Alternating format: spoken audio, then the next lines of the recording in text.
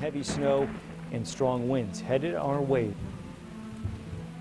There's been some obvious lies in the media that are like pretty clear propaganda, stuff that came up probably happens from only listening to a mayor's perspective. It's expected to be the biggest storm of the season so far. Like rocks thrown. More trees down. Police warning people to be aware of their surroundings if you are going outside. High winds are knocking trees down and causing power outages all across the region. I was there the whole time, I'll say that, and I didn't see a rock and I didn't hear a threat. It does appear that the executive order that President Biden signed in his first days in office may provide us with some immense resources and relief to bring our unsheltered homeless population indoors. And so I want to just wait for a week on this so we can get clarification on its scope.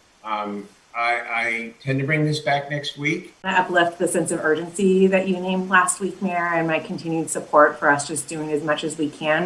I get an email from Joe Smith from Loaves and Fishes a few minutes ago, talking about encampments and how we're dealing with encampments and cleanup. This is what he writes me.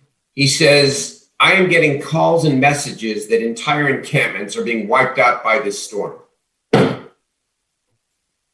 I don't want to have any more of these little fights about how the police are acting or not acting. I'm friggin' sick of it, all of you. When are we going to grasp that until we get people indoors in massive numbers, none of this is going to change? None of it. Shouldn't take 60 days. Shouldn't take 60 days. There's a huge storm out here. People are going to die tonight. 2 people died in last night's storm. The homeless woman in her 50s was found unresponsive in a tent around 6 this morning.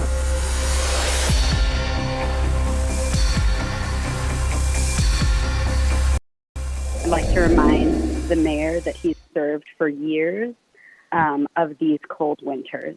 This is not your first.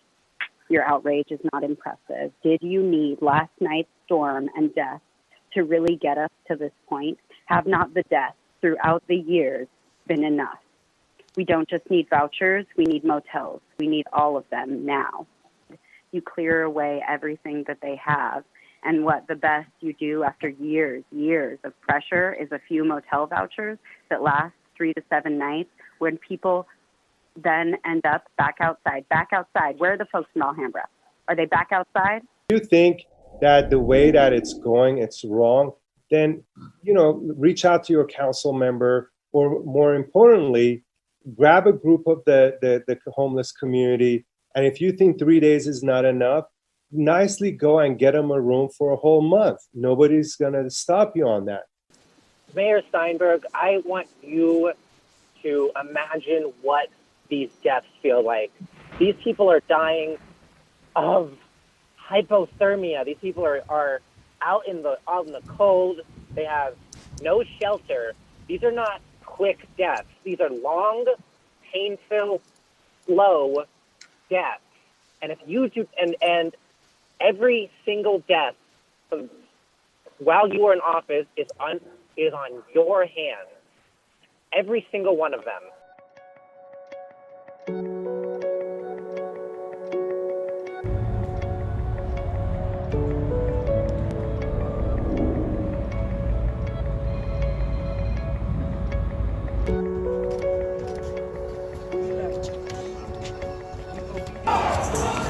Because what they do is they target us. Being homeless is not a crime. Last time I checked, it's not a crime to be homeless, is it? But the police, they do their sweeps, they take our property, they do all the things that they shouldn't do and put us in jail. This last week has been something out of an El Nino story that we see across our newspapers. When we went into the camps, there was nothing left. Literally tattered tents, broken poles, people trapped in their tents. What we need to realize here is we have 11,000 folks on these streets. We have children on these streets. We write a letter every single week about something that is going on, whether it be a sweep, whether it be 50-degree weather. We've had doctors write in and say, hey, this is unacceptable. We need to continue this fight. These are our streets. So we need to remember that. Whose streets? Our streets. Whose streets? Our streets. Whose streets? Our streets. No justice? No peace. Mayor Steinberg has been the mayor. He has mismanaged the city's funds with the help of Howard Chan, where we see an overfunded police department that brutalizes indigenous and black communities and underfunds helpful resources that help unhoused communities. Under the administration of Steinberg and Chan, our local government has conducted many sweeps that have left many without shelter. These sweeps are happening during a pandemic in the middle of winter. The city has a duty to all of the citizens, not only to the ones in the houses. How can a city with over 500,000 residents have only 2 warming centers? The city has given $15 million for the unhoused, and all we've seen is an overpriced porta potty in the Cesar Chavez that is rarely cleaned and that costs the city over $100,000 to build. You are a spineless cockroach, and I cannot understand how you don't get that these people are dying and that hotel vouchers will not save them. This city better equips the police department with all types of weapons to shoot at protesters. $150 million needs to go to the people and not to the police department. I would like to address the cleanup of the camp on Alhambra Boulevard near X Street by Forensic Clean that was publicized by Black Zebra Productions about 3 weeks ago. What was captured was Forensic Clean forklifting and fully clearing a very intricate and elaborately crafted camp community into dumpster trucks. The camp included tents and tarp overhangings and were basically fairly impressive little homes inside. Regardless of whether these were actually abandoned, which is what was claimed, these camps contain valuable materials that could have been repurposed by others. No matter what effort is made to get people into motels and shelters, there will still be people who fall through the cracks and remain on the streets. Therefore, I cannot rationalize why a fully set up and ingeniously crafted community would be scraped into the garbage. If the argument or concern in favor of such removal is that the presence of such camps increases local property crime, it doesn't make sense to destroy them because the houseless folks and their demand for protection from the elements remain. So if you are destroying what people have already collected and perhaps stolen to help themselves survive, you will only force them to collect and steal additional supplies because the demand remains. Carol, you personally have refused to stop these things. Like these sweeps aren't even supposed to be happening because public health officials have said we need to leave folks be so that they can quarantine and have their own spaces during this pandemic. And we continue to do that here in the Sacramento region. Everything goes hand in fucking hand.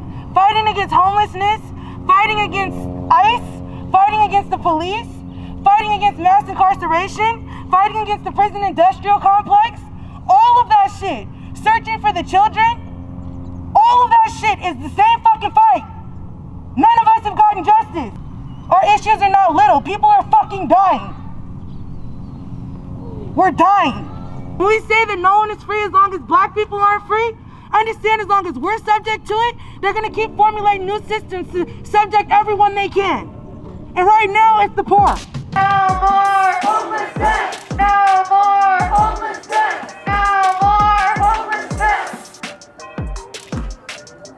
554 plus Sam Steinberg! When is it gonna stop? When are you gonna help the homeless? And by your own estimates, there are 6,000 people on the street on any night. And you want to give out, I believe, 200 vouchers? There will be deaths, and they will be on your hands. No more homelessness! No more homelessness! You could go online and see the weather for the next 30 days. So you should have known this was going to happen. This was preventable, and all the work that you ever do is reactionary. Also, 200 vouchers is not enough. There are 6,000 unhoused folks. So what about the 5,800 people left over? Huh? What about that? Last night I was laying in bed listening to the wind beating against my house, shaking my house, It was so loud in my house, and all I could think about was the thousands of people that were sleeping on the street, living through that, and they have nothing more than tents, nothing more than tarp, and we ignore them, and you treat them like they're not humans, like they don't deserve shelter. If you are on the city council and you're supposed to represent our city and represent the citizens of our city, you can't say you love the city when you don't love all of the people. I heard a lot of call outs. I heard a lot of calls to power, truth to power. I heard a lot of honesty. I heard a lot of cries of desperation. I didn't hear any threats of violence. You know, we even asked him to come out. We know he likes to talk.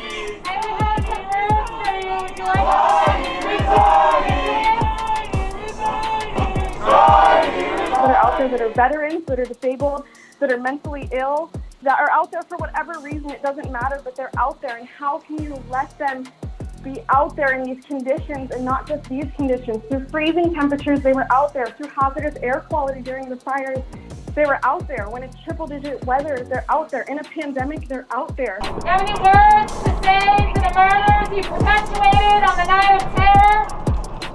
Anything? We'd like to speak with you.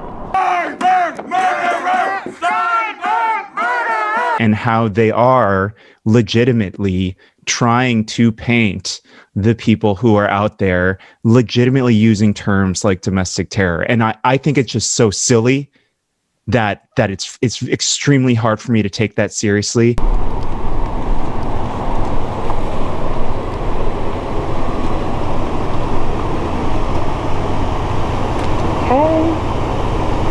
Hi, can we have your badge number?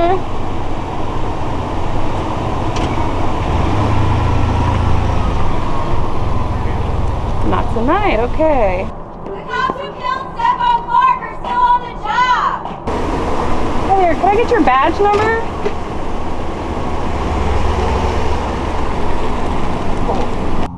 Are we asking for too much? To ask for the people who killed us to be charged for it? A badge is a license to kill? All of a sudden, all those laws that they're supposed to protect, they're allowed to get away with because they got that badge and that badge number? While we're criminalized for things that they only criminalize us for so that they can profit off of us?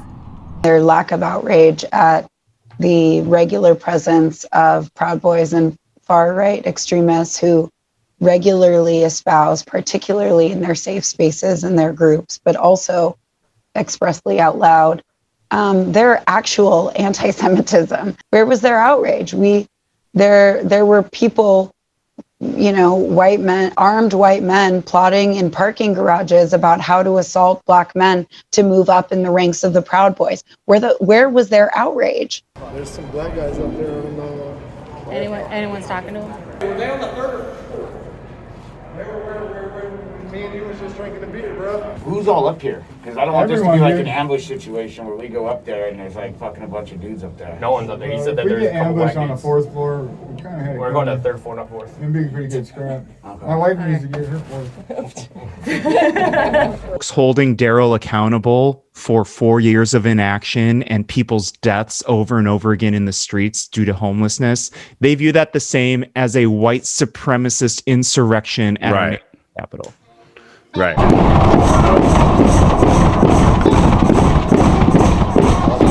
Green.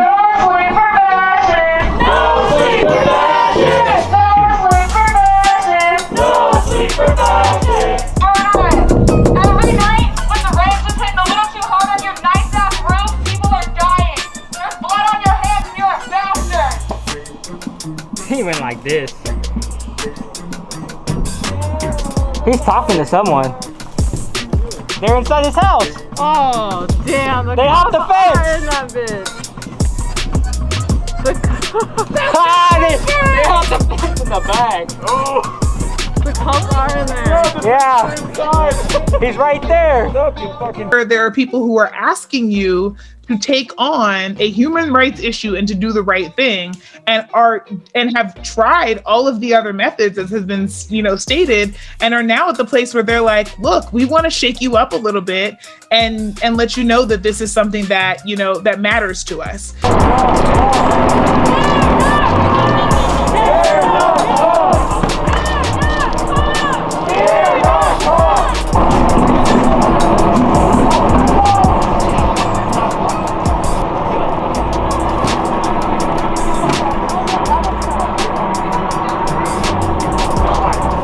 it's important just to contextualize what violence actually looks like versus protest. And those are not the same thing.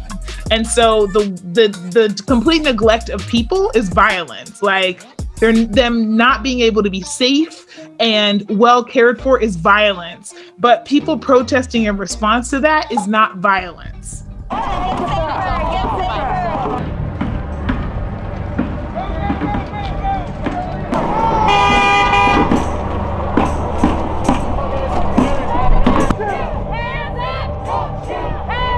Don't shoot! Don't shoot! There you go! Couple, maybe 5 or 6. Guys, we're going.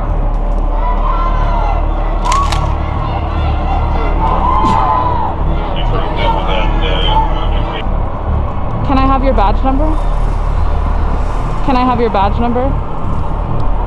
Can I have your badge number? Excuse me, can I have your badge number? You can read, right? No, I can't see it actually. Can I have your badge number? Right here. Can I have your badge number? Unit there. Can I have your badge number? Can I have your badge number? Can I have your badge number? Can I have your badge number? Can I have your badge number? It's right here. I can't see it. It's also against the law for you not to give your badge number. Disavow certain tactics, or all of those things are all part of saying, here is a comfortable square of like how you're able to engage. And once you get outside of that, you are violating some code of how, like, you know, humanely engaging people are going to do things, but it's not really humane. It's just a box, and it's a way to be able to control people.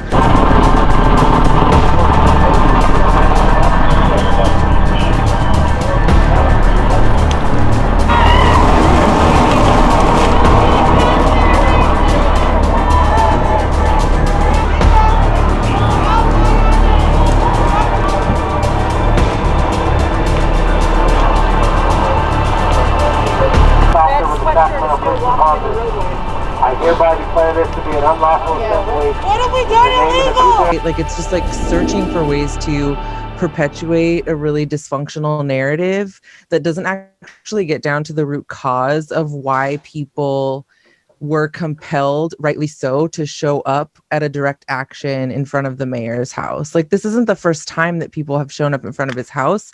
It certainly won't be the last time. You wanted to be responsible. Yeah. And people are holding you accountable.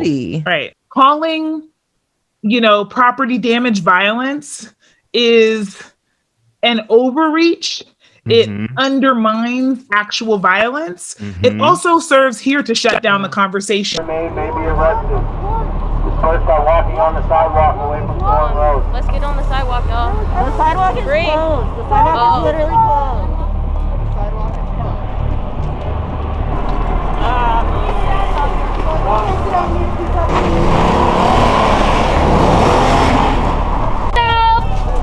Bye, bitches. What did you say, losers? Murder. So you fuck up the sprinklers. I mean, unless they're...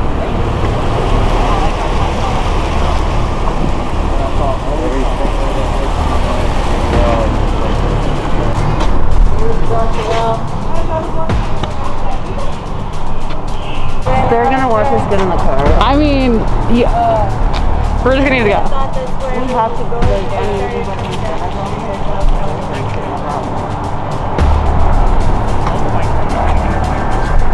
Stay close to your homeless. Oh my God! Kidding me? What are we doing wrong? I don't feel We've already made sure everyone else made it home safely. We're not comfortable leaving being followed. As long as you guys are here trying to intimidate us, we feel stuck here. We're not comfortable leaving and being followed.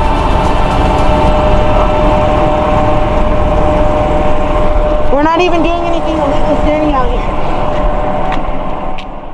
Rhetoric rhetoric around policing, the rhetoric around some of these political decisions. And what you do when you lump all of these things together is you protect the status quo. You're essentially making it so that the good people kind of instinct kicks in and you say, well, I don't want violence. I don't want people to be hurt. I don't want people to, to come to people's homes and to threaten them and whatever else. And so you don't even get to engage in the conversation around, but why were they there? But what were the real arguments? But is that actually the truth?